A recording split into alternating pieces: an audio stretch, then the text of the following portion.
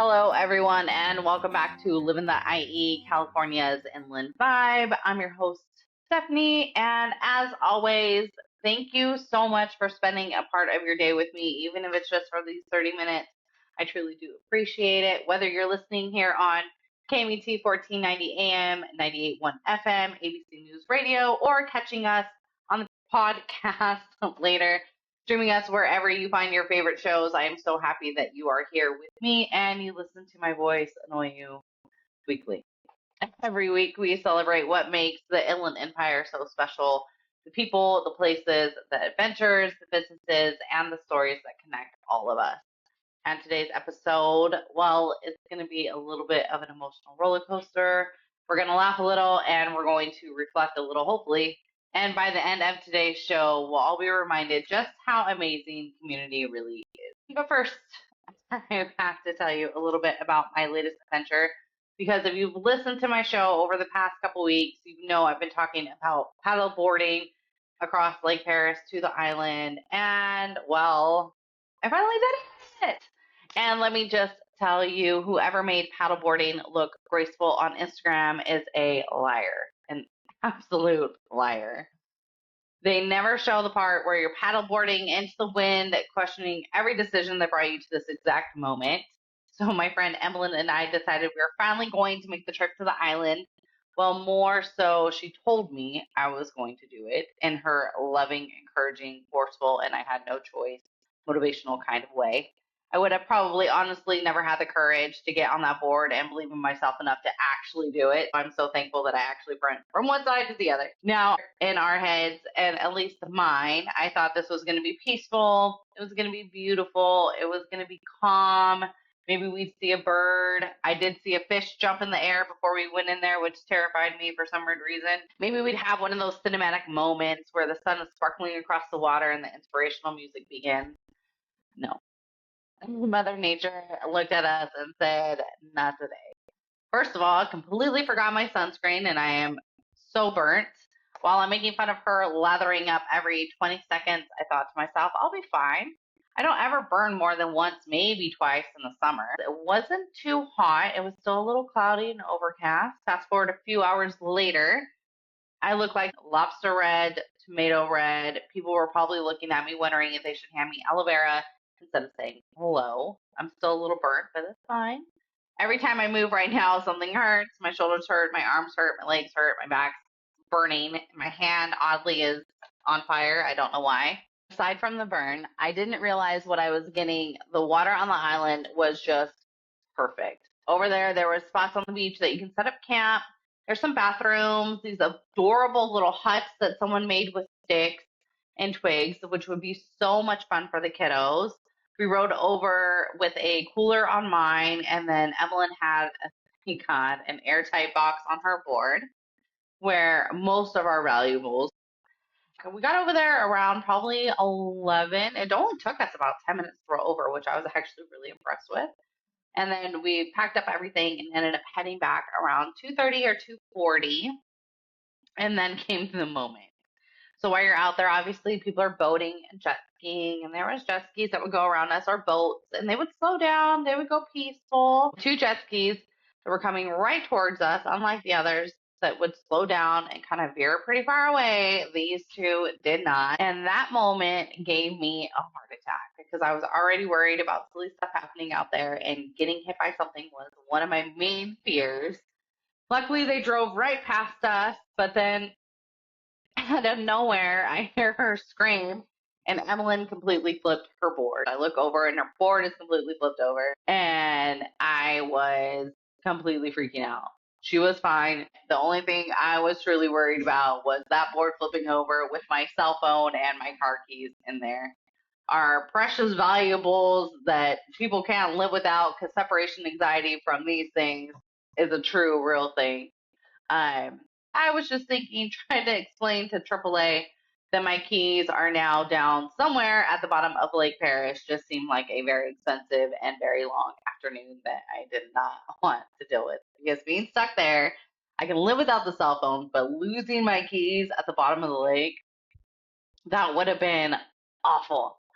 So we got her board back over and she got back on while I was dying laughing pretty much for like the next 5 minutes because it was funny. I'm sorry, Emily, I love you, but that was hilarious because you flipped out of nowhere. Um, it was great. It was a good time. But then the wind showed up. Now, if you've ever been to Lake Paris, when the wind decides it's in charge, you already know it's taken over. So one minute everything was calm, the next minute you're suddenly drifting towards the rocks and bushes that came out of nowhere. There was one point where I was paddling as hard as I could and I was still moving like sideways or nowhere at all. It was awful. So if you do go out, make sure that you go out and come back before those late afternoon winds hit because they are brutal. I think it probably took us about maybe 25 minutes to get back, and it was nonstop rowing because you're against that wind. And if you stop, then you're turning around and you're going back where you came from. So it was amazing, but it was a lot of work. And I do not know how physics works whatsoever. So I thought I had a game plan in. We talked about it for probably about an hour of how we were going to get back. And that just didn't work. But after all that, the wind, the sunburn, the sore muscles, the near collision with every bush and rock on the shoreline, we actually made it. We stepped back onto the beach, looking at the island from afar, and looked back across that lake, and we both just kind of smiled. Because sometimes the best adventures aren't perfect, they're messy, and they are frustrating when things don't go right or as planned. They're exhausting, and they make you question every choice halfway through the process, wondering if a shark is going to eat me inside the lake. Yes, I said that. Honestly, I cannot wait to do it again. I will bring the sunscreen, maybe even 2 bottles. Actually, I might just even bathe in it before I even hit the water or leave the house. Lesson learned. One thing I love about living in the IE is getting out and experiencing these places firsthand, finding that confidence and believing in yourself that you can actually do it, and unlocking so much beauty and laughter that you just didn't know existed.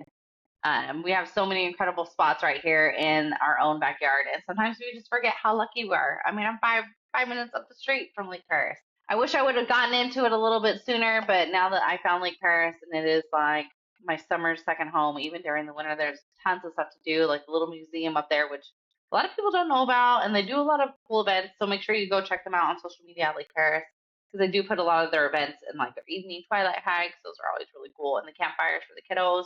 I love that. Lake Paris is one of my favorite places to escape for a few hours, unplug, and just enjoy being outside. Except for when Mother Nature tries to throw me in a pile of bushes, which would have been terrible. That would have been awful. Other than that, 10 out of 10 for sure, I would recommend. Now that we're talking about Lake Paris, I thought it would be fun to share a little bit of history because I love learning about places I visit and the history behind them. Believe it or not, Lake Paris isn't actually a natural lake, which I'm sure many of you knew. Construction began in the early 1970s as part of California's massive water project. The lake serves as an important reservoir storing water delivered from Northern California before it's distributed throughout Southern California. Today, the lake isn't just an important water source, it's also one of California's favorite outdoor destinations. It's kind of crazy while I was out there and trying to not become one with the bushes.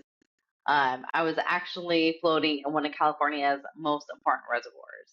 Most of us think of Lake Paris as just a place to camp, fish, paddleboard, but it's also the most important part of us getting our water to millions of people throughout Southern California, and that is pretty amazing when you stop and think about it.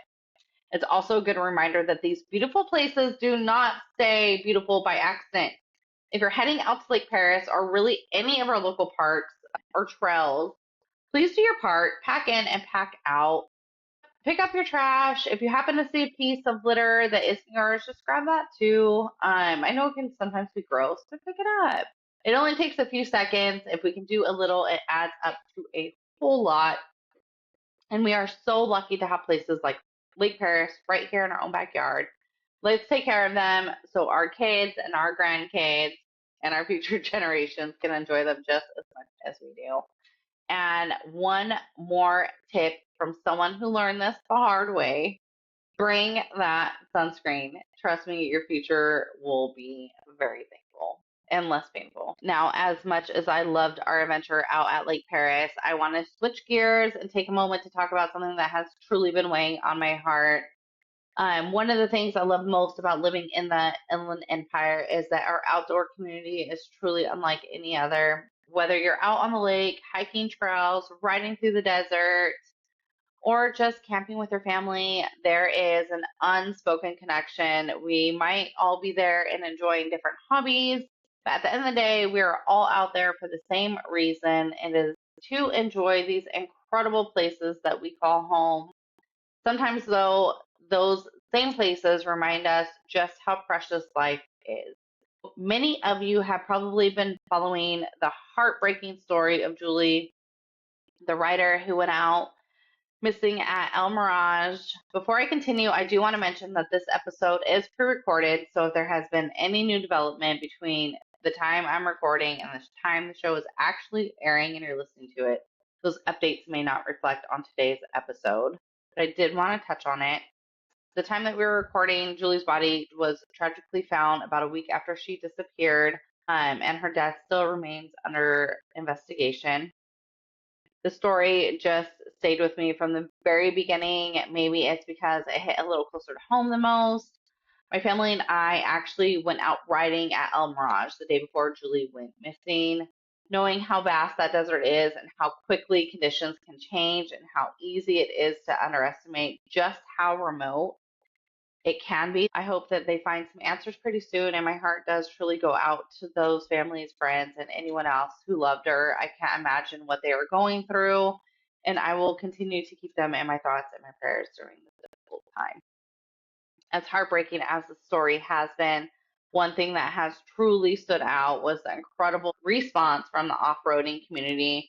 If you've ever been a part of a riding community, it's just hard to explain just how close knit it really is.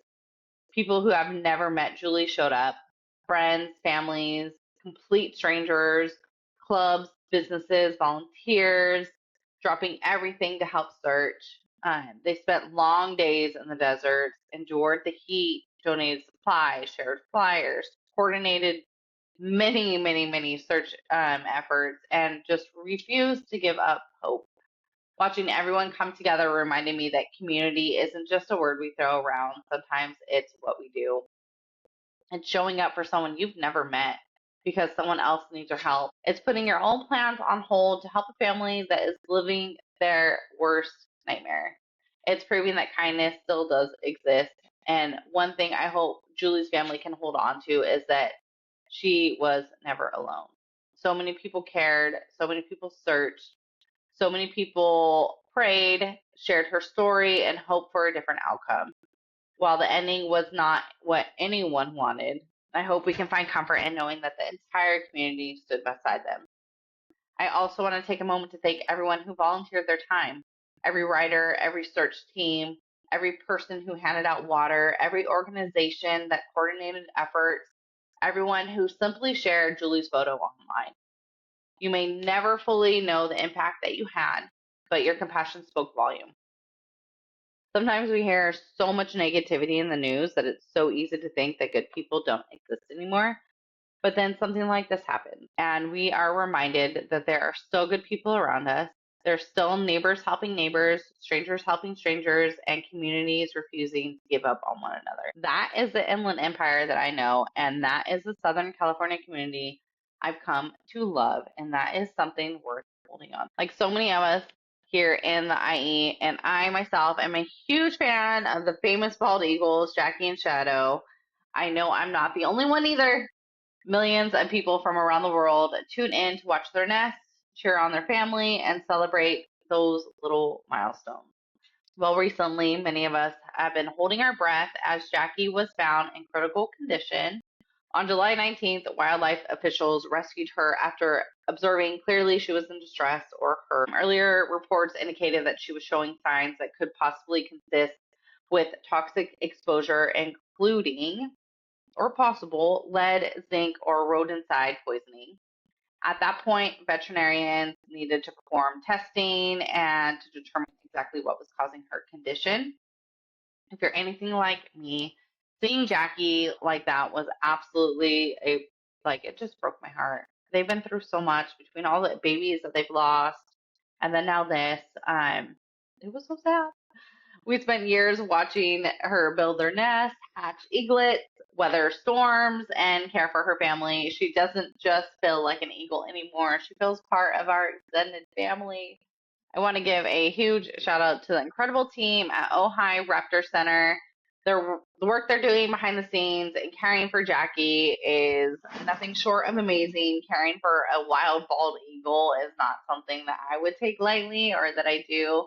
And giving her every opportunity to recover is just incredible because I cannot imagine that being an easy task. Although probably really rewarding and probably very awesome, definitely not easy. Now, I know there has been many of us anxiously refreshing our Facebook and hoping for more updates. The Ojai Raptor Center has understandably been very careful and very, very, very strict with the information they are releasing to the public.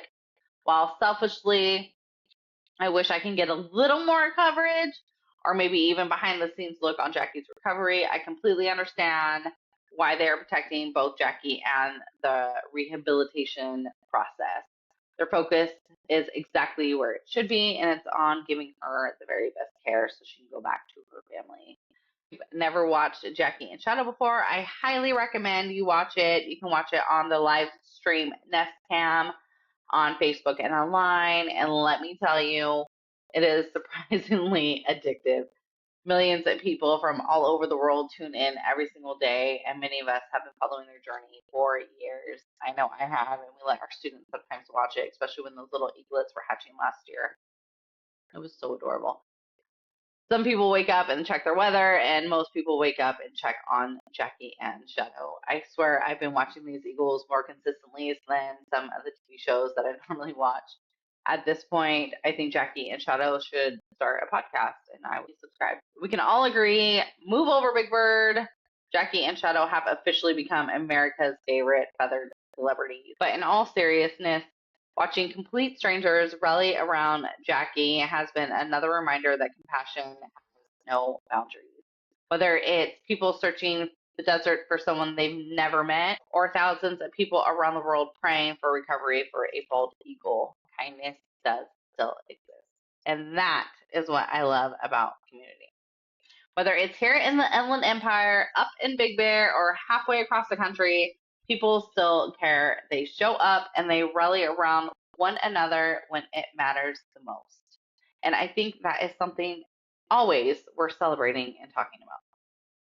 Speaking of community and support, I want to take a moment to recognize the people, the organizations that make this show possible. A huge thank you to our amazing sponsors for believing in the Living the IE and helping me continue to share incredible stories, places, and people that make the Inland Empire so special. First, a big shout out to our official sponsor, Jurupa Mountains Discovery Center. If you've never been there, seriously, you are missing out.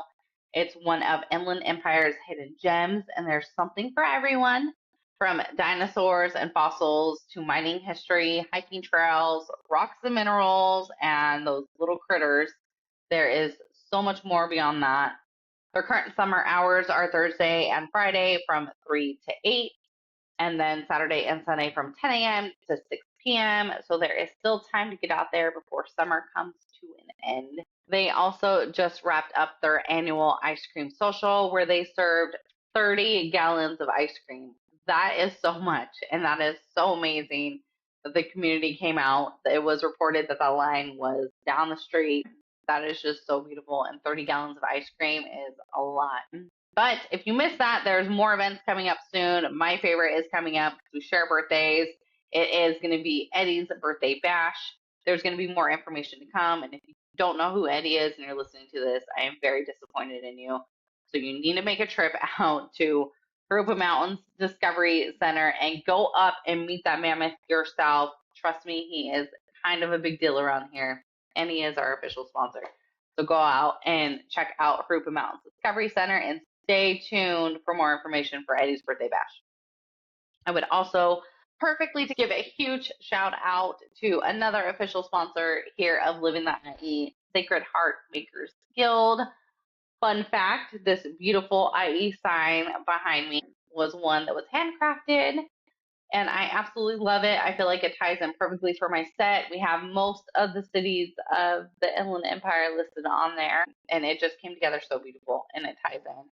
I might be a little biased because it was my dad and it's him and his business that made it. And honestly, they do incredible work. If you're looking for custom signs, home decor, personalized gifts, holiday decorations, or just something unique and handcrafted with care, let me know and I would be more than happy to connect you with him. Supporting local families and local businesses is what this show is all about. So thank you to both the sponsors for believing in this crazy adventure and helping me shine a spotlight on everything that makes the Inland Empire such an incredible place to call home. Now let's switch gears again for a minute and talk about something that we just covered recently on the show. If you've listened to the show over the past few weeks, you all know I had the opportunity to sit down with Sarah from Knott's Berry Farm, which was amazing. We had such a great conversation, and one of the topics everyone seems to be asking about is the reopening of the legendary ride Montezuma. I don't know about you, but every time Knott's Berry Farm posts something, I go straight to social media and I have the biggest mistake. I go into the comments and I just scroll forever because it's always interesting listening to or reading what everybody else has to say. And sure enough, there's always people asking, when is it opening? Why is it taking so long? Just open already. Trust me, I get it. I'm super stoked too. Montezuma has been Knott's favorite for generations, and I cannot wait to experience it officially when it opens. Like, I am so excited. I've been waiting, I feel like, forever to get on this ride. But one thing Sarah shared with me during the interview that really stuck, she explained that rides don't just reopen because everybody wants them to. There's an incredible amount of testing that happens behind the scenes, testing, inspections, adjustments, more testing, and then even more testing. Every single system has to be checked and then rechecked before guests are even allowed on it. And honestly, that's exactly how it should be. I would love for it to open tomorrow. Absolutely. I would much rather for them to take their time and make sure every rider gets off of it instead of having a different story to tell once they do get off it. So absolutely, at the end of the day, safety has to come first. So to everyone that has been patiently waiting alongside with me, hang in there. It's coming. I know it. And when those gates finally do open, I have a feeling the wait is going to be worth every minute of it. Now, I can't promise I will be the first person in line. The younger version of me would have been camping outside the day before, for sure. The current version of me is thinking maybe I should start first because apparently I've reached the age where warming up has to come before roller coasters. I used to ride rides all day, not even ever thinking twice. Now I'm asking myself, like, did I take ibuprofen? Should I have worn different shoes? Is my chiropractor open tomorrow? I don't even have one, so maybe I need to get one. Growing up is weird, and I have a feeling that you will probably hear all about it on future episodes here on Living the IE.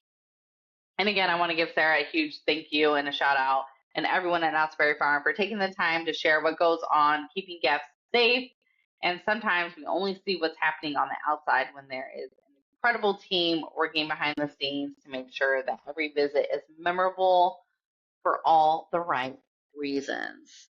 So, as I was putting this episode together, I realized something that every single story that I talked about today had one thing in common: community. It started with the paddleboard adventure and reminded me how much fun life can be when you just say yes to trying something new. Even if you end up looking like a lobster and wondering whether Olivero should become your official sponsor, hit me up. We talked about Julie and the community that refused to stop searching for someone that they have never met. We talked about Jackie, the eagle, and thousands of people around the world who continue to hope, pray, and cheer for her recovery. We celebrate organizations right here in our backyard that dedicate their time to educating families, preserving history, and creating places where memories are made. We talked about Knott's Berry Farm, where an entire team is willing to take extra time to make sure families can safely create new memories together. Every story today reminded me that people still care. People still show up. People still choose kindness. And honestly, I think we need to hear more stories like that. Now, on a personal note, this week marks the end of my summer, which I am not ready for at all. Can we all agree that summer has only lasted about 3 days? I swear it was just June yesterday. But this week I head back to work, and this year is especially exciting because I will be stepping into a brand new role with our local school district. For those who don't know, I will be working with students who need that little extra support, those kiddos that sometimes communicate differently, learn differently, and simply need someone who is willing to meet them where they are. And honestly, I couldn't be more excited. Will it be challenging? Absolutely. And there will be hard days. But I also know that these are the moments that remind me exactly why I chose this path. And let's reflect back on last week's guest. Jordan Campbell shared something that has still stuck with me ever since our conversation. He said, strength is not pretending nothing hurts. I thought about this quote a lot last week, and real strength doesn't act like life is perfect. Real strength shows up anyway. It's getting back on that paddleboard after the wind knocks you around. It's continuing to search for someone because their family deserves answers. It's dedicating your life to rescuing wildlife that can't speak for themselves. It's taking that extra time to make sure families are safe. And sometimes it's showing up for that child who just simply needs someone to believe in them. That is the kind of strength I want to bring into the school year, and I hope many of our scholars do as well. And maybe that's the challenge for all of us this week. Find one way to show up for someone else. It doesn't have to be big, just smile at someone, check on a friend, support a local business, pick up that piece of trash at your favorite park, volunteer, be patient, be kind, because you never know how much that small act of kindness might mean to somebody else. If you enjoyed today's episode, I'd love your support. Be sure to follow the show wherever you listen to podcasts so you never miss an episode. If you're watching here on YouTube, don't forget to hit that like, subscribe, and that little bell so when I finally get around to posting an episode, you are notified and you know it is ready to watch. And if you think someone else would enjoy this conversation, be sure to share it with them. Every share, every comment, and every review helps me here at Live in the IE reach more people and continue to highlight those incredible stories happening right here in our own backyard. And like I said, make sure you follow us here on Live in the IE show on all your social media platforms, where you can find behind the scene moments, upcoming guests, local events, and some of my favorite adventures that don't always make it to the show. I appreciate every single one of you who listens, watches, shares my show. Send me a message or simply stop by and say hello if you see me around town. It truly means more than you know. And if anyone needs me this weekend, I'll either be at Lake Paris wearing SPF 5000, or I'll be checking on Jackie and Shadow, or trying to find some cool local things to share with you guys for episode 7. Until next time, take care of one another, support your community, and take care of this beautiful place we call home. And always remember that strength is not pretending nothing hurts. It's showing up anyway. See you next time here on Live in the IE, California's Inland Vibe. Bye, IE family.